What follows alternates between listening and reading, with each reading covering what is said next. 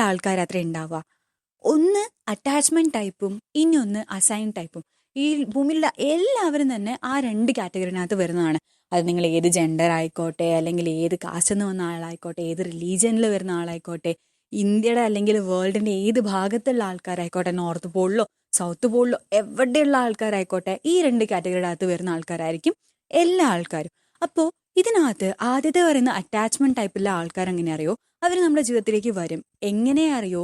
നമ്മളിൽ നിന്നും അവർക്ക് എന്തെങ്കിലും ഒന്ന് കിട്ടാനുണ്ട്, എന്തെങ്കിലും ഒരു ബെനിഫിറ്റ് അവർക്ക് കിട്ടാനുണ്ട് എന്ന് പറഞ്ഞിട്ട് നമ്മളുമായിട്ട് അറ്റാച്ച് ആവുന്നില്ലേ, അതാണ് ഈ അറ്റാച്ച്മെന്റ് ടൈപ്പ്. ആ ബെനിഫിറ്റ് കിട്ടുന്ന സംഭവം നിങ്ങൾ നിർത്തുകയാണെന്ന് വിചാരിച്ചോ.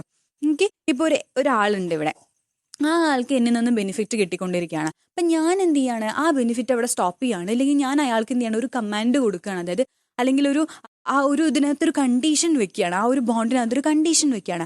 ആ ഒരു ഇൻസ്റ്റന്റിൽ അവരെന്ത് ചെയ്യും?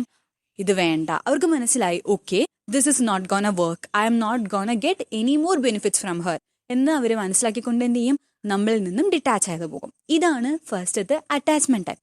രണ്ടാമത്തെ അസൈൻഡ് ആയിട്ടുള്ള ടൈപ്പ് ഉണ്ടല്ലോ, അവരെന്ന് പറഞ്ഞാൽ ഈ ഭൂമിയിൽ ഏറ്റവും മോസ്റ്റ് ബ്യൂട്ടിഫുൾ ആയിട്ടുള്ള ആൾക്കാരാണ് ഈ അസൈൻഡ് ടൈപ്പ് എന്ന് പറയുന്നത്. അതായത് ഈശ്വരൻ നമുക്ക് വേണ്ടി നമ്മുടെ ജീവിതത്തിലേക്ക് കൊണ്ടുവരുന്ന ആൾക്കാരില്ലേ, അവരൊരിക്കലും നമ്മളിൽ നിന്നും കിട്ടാനുള്ള ബെനിഫിറ്റ്സിന് വേണ്ടിയിട്ടല്ല, അവർ നമ്മൾക്ക് തരാനായിട്ടായിരിക്കും. അതായത് അവർ നമ്മുടെ ജീവിതത്തിലേക്ക് കോൺട്രിബ്യൂട്ട് ചെയ്യാനായിട്ട് വരുന്ന ആൾക്കാരായിരിക്കും. അവരൊരിക്കലും നമ്മളെ വിട്ടുപോകത്തില്ല. പക്ഷെ നമ്മൾ ചെയ്യുന്ന ഒരു മിസ്റ്റേക്ക് ഉണ്ട്. നമ്മൾ ആദ്യം പറഞ്ഞ ആൾക്കാരുണ്ടല്ലോ, ഈ അറ്റാച്ച്മെന്റ്, ആ അറ്റാച്ച്മെന്റ് ആയിട്ടുള്ള ടൈപ്പായിട്ടുള്ള ആൾക്കാർ പോകുന്ന സമയത്ത് നമ്മൾ വിചാരിക്കും, ഈശ്വര എന്തോ ഞാൻ കൊടുക്കുന്നത് എന്തോ തെറ്റ് കാരണമാണ് ഈ ഒരു സംഭവം നടന്നത് എന്ന് പറഞ്ഞിട്ട് നമ്മൾ എന്ത് ചെയ്യും? ഹോൾ എനർജി ഫുൾ ഡൈവേർട്ട് ചെയ്ത് ഈ അറ്റാച്ച്മെന്റ് ടൈപ്പിലുള്ള ആൾക്കാരുണ്ടല്ലോ അവരിലേക്ക് കേന്ദ്രീകരിച്ച് നമ്മൾ എന്ത് ചെയ്യും? അവരിൽ നിന്നും തിരിച്ച് ആ അറ്റാച്ച്മെന്റ് കിട്ടാൻ വേണ്ടിയിട്ടുള്ള രീതിയിലേക്ക് നമ്മൾ പോകും.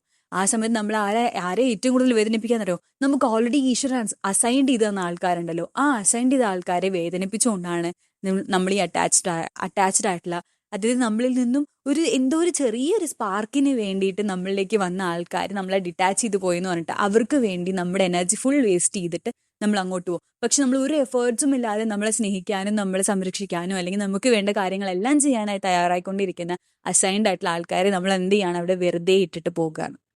നമ്മൾ പറയാറുണ്ട് അല്ലേ, this person is home. Home എന്ന് പറയുന്നത് ഒരിക്കലും 4 ചുവരുകളല്ല, എനിക്ക് ഇയാളാണ് എൻ്റെ ഹോം എന്ന് പറയാറുണ്ടല്ലേ. പരമാവധി നിങ്ങൾ ഈ അസൈൻഡ് ടൈപ്പായിട്ടുള്ള ആൾക്കാരെ കണ്ടുപിടിച്ച് അവരെ നിങ്ങളുടെ ഹോം ആക്കുന്നത് ബെറ്റർ. അല്ലാതെ ഈ അറ്റാച്ച്മെന്റ് ടൈപ്പായിട്ടുള്ള ആൾക്കാരെ ഹോം ആക്കി കഴിഞ്ഞാലുള്ള പ്രശ്നം എന്താ അറിയോ?